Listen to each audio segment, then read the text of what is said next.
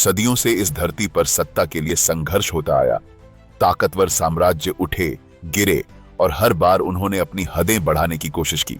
हर नया शासक मानता था कि अब वो इतिहास बदल देगा, लेकिन हर मोड़ पर उसकी ताकत से ज्यादा भारी साबित हुआ जमीन का कठिन भूगोल और इंसानों की वफादारी का इम्तिहान। यही वजह है कि यहाँ का हर संघर्ष केवल युद्ध नहीं रहा, बल्कि साजिशों, गठबंधनों और विश्वासघात की परतों से बुना गया एक लंबा सिलसिला बन गया। तो चलिए शुरू करते हैं। हिमालय की तराई में ब्यास नदी और धौलाधार की पहाड़ियों के बीच स्थित कांगड़ा किला पुराने समय से उत्तर भारत का सबसे मजबूत पहाड़ी गढ़ माना जाता था। इस किले का इतिहास कई सदियों पुराना था और इसे स्थानीय परंपराओं में नागरकोट भी कहा जाता था। कांगड़ा का यह गढ़ प्राकृतिक तौर पर बेहद सुरक्षित था और मुख्य दरवाजे से किले के अंदर जाना आसान नहीं था। सदियों से यह किला उत्तर भारत के कई हमलावरों की नजर में रहा, लेकिन इसकी मजबूत दीवारें और कठिन भौगोलिक स्थिति इसे अजेय बनाए रखती थीं। दिल्ली सल्तनत और अफगान शासकों के दौर में भी इस किले पर कई बार नजर डाली गई, लेकिन किसी को कामयाबी नहीं मिली। जब 16वीं सदी के आखिरी दौर में मुगल सल्तनत अपनी ताकत के चरम पर पहुंची, तब भी यह किला उनकी योजनाओं से बाहर नहीं था। जहांगीर के समय तक पंजाब और कश्मीर तक मुगल सत्ता फैल चुकी थी। जहांगीर की मंशा थी कि कांगड़ा किले को हर हाल में मुगल सल्तनत में शामिल किया जाए। इसके पीछे कई कारण थे। कांगड़ा के राजा हरिचंद न केवल इस गढ़ को अपनी सुरक्षा का आधार मानते थे, बल्कि इसके अंदर मौजूद मंदिरों और खजानों को अपनी विरासत समझते थे। यही वजह थी कि वे किसी भी कीमत पर इसे बाहरी ताकतों के हाथ नहीं लगने देना चाहते थे। 1615 के आसपास जहांगीर ने अपने दरबार में इस योजना पर गहराई से विचार किया। उसने पंजाब से लेकर पहाड़ी इलाकों तक अपने सूबेदारों और वफादार साथियों को हुक्म दिया कि कांगड़ा पर चढ़ाई की जाए। दरबार में यह ऐलान किया गया कि यह अभियान मुगल सत्ता की इज्जत को कायम करने का सवाल है। इस फैसले के साथ ही मुगल फौज की तैयारियां शुरू हुईं। घोड़े, तोपें और रसद पंजाब से पहाड़ी रास्तों की तरफ भेजी जाने लगीं। दरबार से हुक्म निकला कि स्थानीय साथियों को भी साथ लिया जाए ताकि अभियान में कामयाबी तय की जा सके। इसी दौरान नूरपुर रियासत का नाम सामने आया, जो कांगड़ा का पड़ोसी था और जिसके शासक मुगलों के संपर्क में थे। नूरपुर के राजा सूरजमल को इस अभियान का हिस्सा बनाया गया। मुगलों ने सोचा कि स्थानीय भूगोल को जानने वाला एक पहाड़ी शासक इस किले पर चढ़ाई में फायदेमंद साबित होगा। जहांगीर के हुक्म के तहत नूरपुर की फौज और मुगल अफसरों को मिलकर यह काम करने की जिम्मेदारी दी गई। राजा सूरजमल के साथ काम करने के लिए एक मुगल अफसर ताकी को भी नियुक्त किया गया, जिससे स्थानीय सेना और मुगल फौज के बीच तालमेल बना रहे।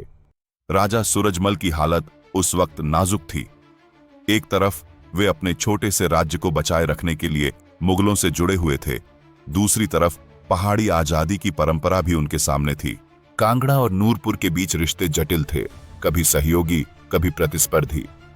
राजा हरिचंद स्वयं को पहाड़ी सियासत का केंद्र मानते थे, जबकि राजा सूरजमल अपनी अलग पहचान बनाना चाहते थे। राजा सूरजमल ने अभियान की शुरुआत में साथ देने के संकेत दिए। उनकी फौज मुगलों के साथ आगे बढ़ी।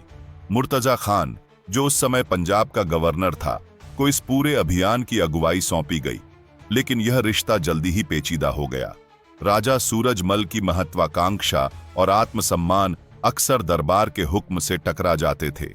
स्थानीय पहाड़ी सिपाही अपनी आजाद सोच और रणनीतियों पर भरोसा करते थे, जबकि मुगल अफसरों को अपनी हुकूमत की आदत थी। यही फर्क धीरे धीरे टकराव की वजह बना। राजा सूरजमल की भूमिका इस अभियान में शुरू से ही दोहरी रही।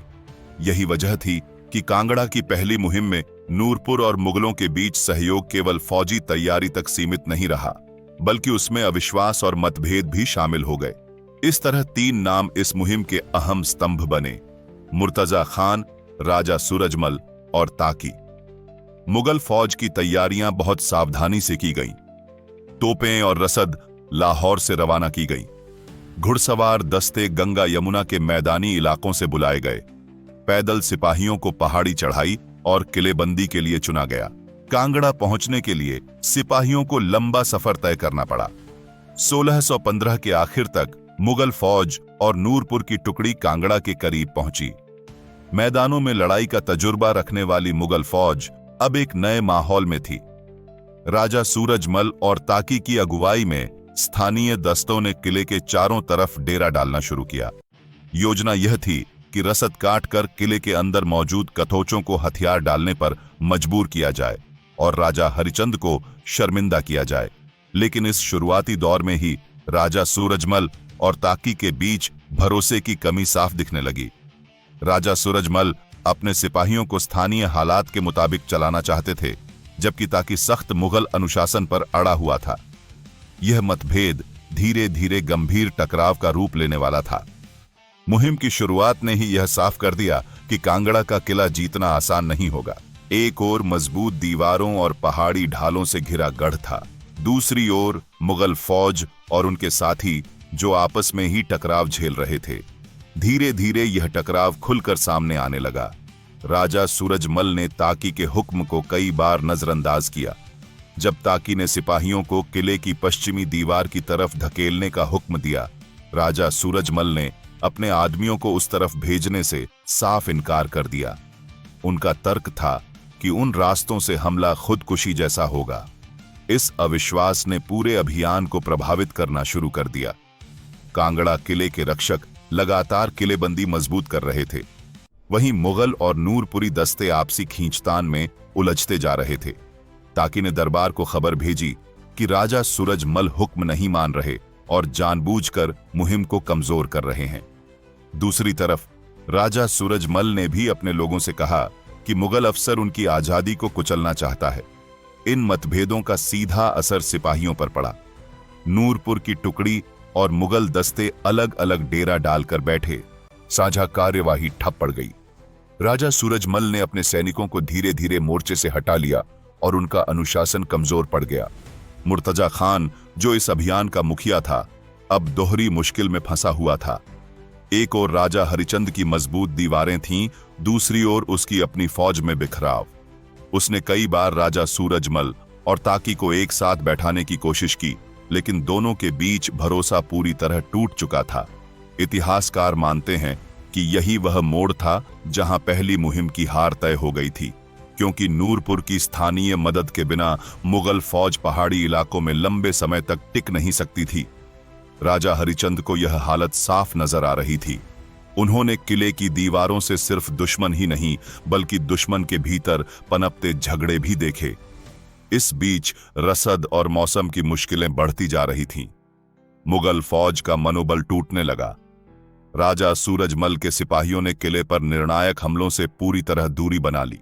बाद में ताकी ने उन्हें अविश्वसनीय करार दिया और जहांगीर से चुगली भी कर दी। जहांगीर ने दरबार में इन बातों को पढ़ा और नाराजगी जाहिर की।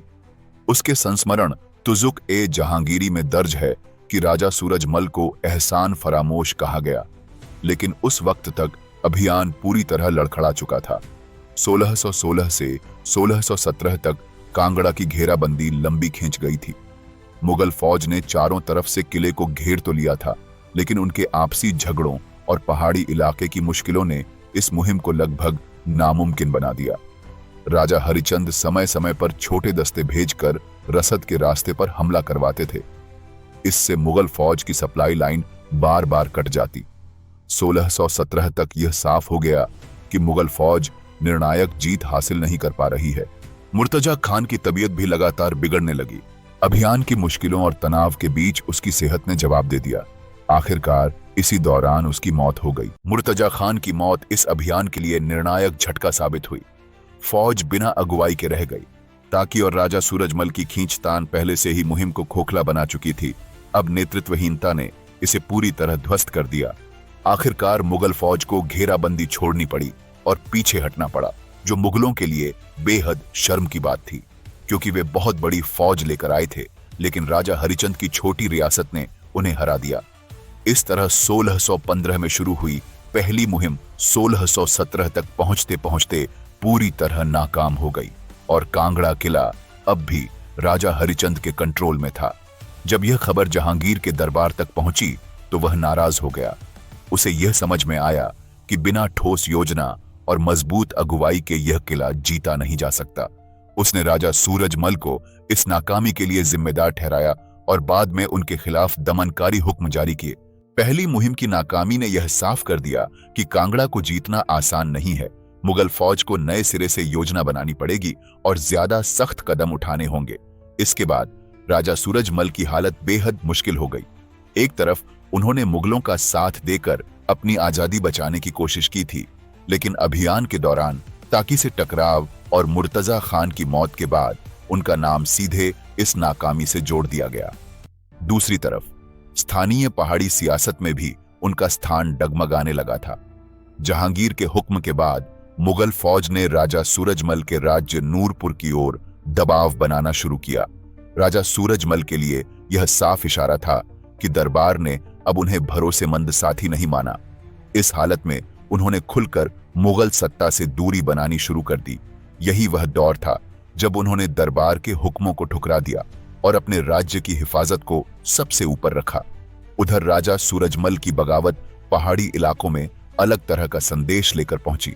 राजा हरिचंद के लिए यह एक तरह से राहत थी, क्योंकि नूरपुर का वह सहयोग जो मुगलों को मिलना चाहिए था अब उनके हाथ से निकल चुका था। लेकिन राजा सूरजमल के पास न तो कांगड़ा जैसी मजबूत दीवारें थीं और न ही कोई बड़ा गठबंधन। इसीलिए वह लंबे समय तक आजाद प्रतिरोध खड़ा नहीं कर सके और मुगल दस्तावेजों में यह भी दर्ज है कि राजा सूरजमल को आखिरकार निर्वासन में भेजा गया। इतिहासकार मानते हैं कि राजा सूरजमल की इस हालत ने आने वाली दूसरी मुहिम का रास्ता साफ किया, क्योंकि अब मुगलों को यह बात समझ में आ गई थी कि स्थानीय शासकों पर भरोसा करना खतरे से खाली नहीं है।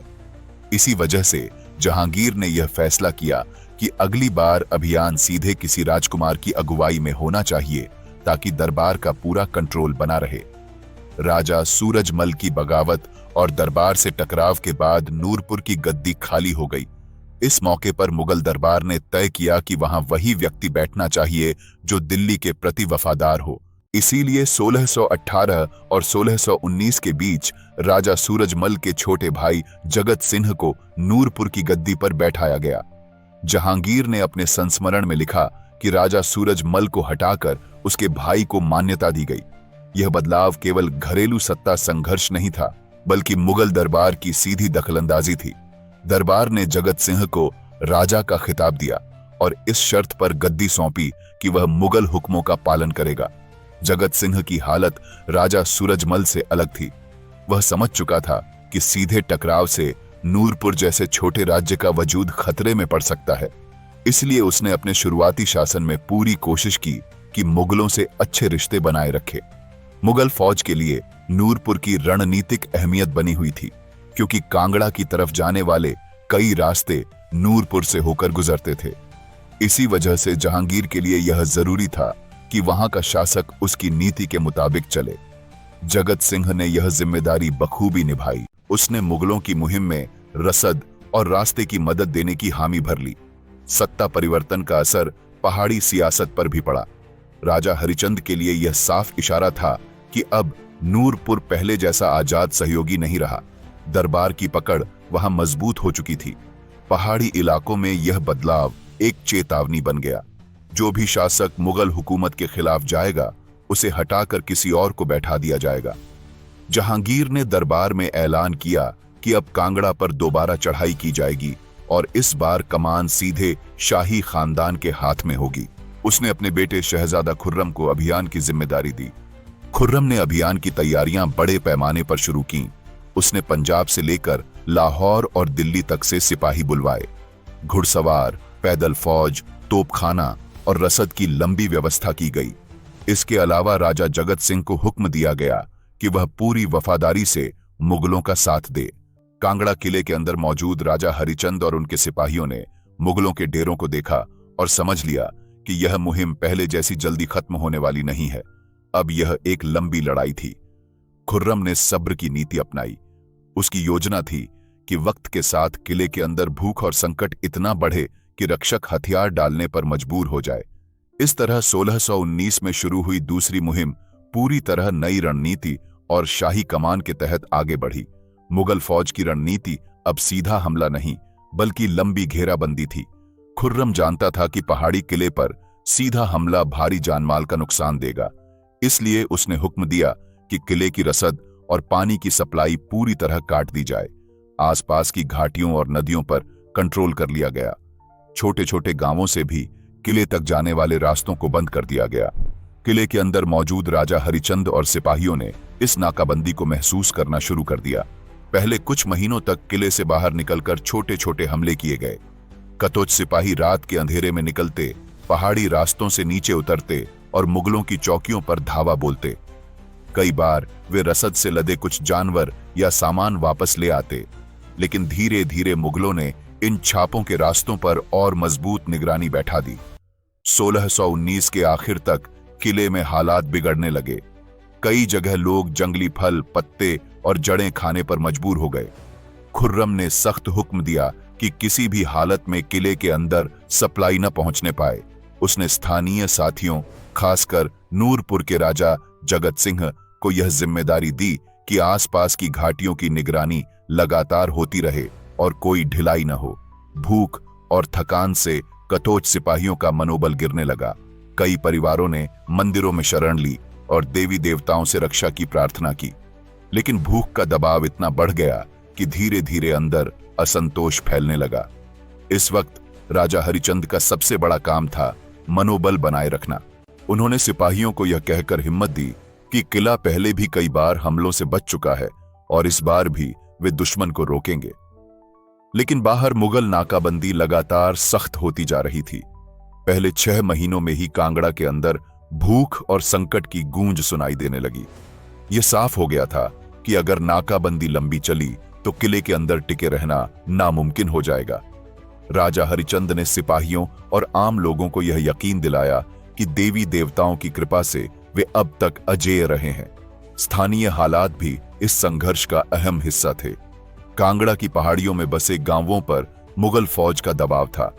कुछ ने डर के मारे मुगलों का साथ दिया, जबकि कई ने चुपचाप किले तक मदद पहुंचाने की कोशिश की। छोटे छोटे जत्थों में गांव वाले रात के वक्त फल, अनाज या पानी के मटके पहाड़ी रास्तों से किले के अंदर पहुंचाने की कोशिश करते। हालांकि यह भी सच था कि संकट लगातार गहराता जा रहा था। 1620 की शुरुआत तक कांगड़ा किले की घेराबंदी को 1 साल से ज्यादा हो चुका था। कुछ लोग राजा से कहते कि हथियार डाल देना ही एकमात्र रास्ता है, जबकि अन्य लोग लड़ाई जारी रखने की बात करते। राजा और सेनापति सिपाहियों को समझाते रहे कि जब तक झंडा दीवारों पर लहरा रहा है तब तक हार स्वीकार नहीं की जाएगी। नाकाबंदी के इन महीनों में मुगल दरबार को लगातार खबरें भेजी जाती रहीं कि किला अब टूटने की कगार पर है, और खुर्रम ने भी बस इसी वक्त का इंतजार किया। 1620 के मध्य तक किले में हालात इतने खराब हो गए कि मरे हुए कतोच सिपाहियों के शवों को दीवारों से बाहर फेंकना पड़ता। यह मंजर देखकर मुगल शिविरों में खबर फैल गई कि किला अब अपने आखिरी दिनों में है। राजा जगत सिंह की भूमिका 1620 की घेराबंदी में निर्णायक साबित हुई। जहांगीर ने उसे गद्दी पर बैठाते वक्त साफ कर दिया था कि उसका वजूद तभी महफूज रहेगा जब वह मुगलों के प्रति वफादार बना रहेगा। यही वजह थी कि कांगड़ा की दूसरी मुहिम में उसने पूरे मन से खुर्रम का साथ दिया। खुर्रम ने राजा जगत सिंह की वफादारी पर भरोसा जताते हुए उसे खास जिम्मेदारियां दी। उसके दस्तों ने न सिर्फ रसद की सप्लाई रोकी, बल्कि कई बार छापामार सिपाहियों को पकड़कर मुगल शिविर में लाकर सौंप दिया। इससे किले के अंदर बैठे राजा हरिचंद पूरी तरह अलग थलग पड़ गए। राजा जगत सिंह ने इस दौरान कई बार सीधे खुर्रम से मुलाकात की और उसे यकीन दिलाया कि नूरपुर पूरी तरह सल्तनत के साथ है। उसके इस साथ ने न सिर्फ नूरपुर की गद्दी को महफूज रखा, बल्कि मुगलों के लिए यह मुहिम आसान भी बना दी। इतिहासकार मानते हैं कि अगर नूरपुर का यह निर्णायक साथ न मिला होता तो मुगलों को कांगड़ा की घेराबंदी में और ज्यादा मुश्किलों का सामना करना पड़ता। राजा सूरजमल की बगावत ने पहली मुहिम को नाकाम कर दिया था, लेकिन राजा जगत सिंह की वफादारी ने दूसरी मुहिम को जीत की ओर धकेल दिया। जुलाई से अक्टूबर 1620 के बीच हालात और बदतर हो गए। अक्टूबर के आखिर तक किले के अंदर लोग जानवरों की खाल तक खाने पर मजबूर हो गए। आखिरकार नवंबर 1620 में वह निर्णायक घड़ी आ गई। दीवारों पर पहरेदार गिरते पड़ते नजर आने लगे। 14 महीने की घेराबंदी के बाद किले के अंदर प्रतिरोध की ताकत खत्म हो चुकी थी। 16 नवंबर 1620 को कांगड़ा किला मुगल फौज के कब्जे में आ गया। यह वह दिन था जब सदियों से अजेय समझा जाने वाला यह गढ़ ढह गया। रक्षकों ने आखिरी कोशिश जरूर की, लेकिन भूख और बीमारी से टूटे हालात में वे मुगलों का मुकाबला नहीं कर पाए। किले के अंदर घुसते ही मुगल सिपाहियों ने झंडा गाड़ा और जीत का ऐलान किया। यह फतह मुगल सल्तनत के लिए एक बड़ी उपलब्धि मानी गई। सदियों से जिसे कोई नहीं जीत पाया था, वह अब मुगलों के कब्जे में था।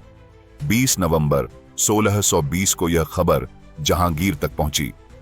तुजुक-ए-जहांगीरी में दर्ज है कि उसने इस फतह को अपने द्वार की बड़ी कामयाबियों में शामिल किया।